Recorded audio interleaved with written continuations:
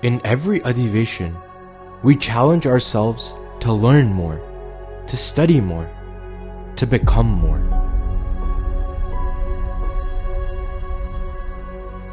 Doing Mukpat and participating in Adhiveshan is not just a competition. It's a journey. A journey to strengthen our satsang, deepen our Guru Bhakti, and discover true Shanti within ourselves.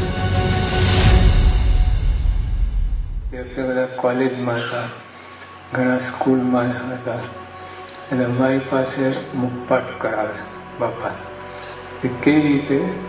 અમારી પાસે ભાદરણ ગામ છે, ત્યાં ઉપર સ્વામી અમને બધાને ગોઠવીને ગયા નીચે કથા કરવા.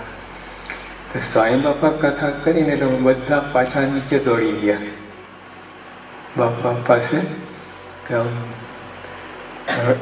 યોગી આપતા તમને કહ્યું કે કેમ બધા આવ્યા? બાપા આપ વાત કરો છો એટલે. સાહેબ આપ વાત કરે એટલે શું થાય?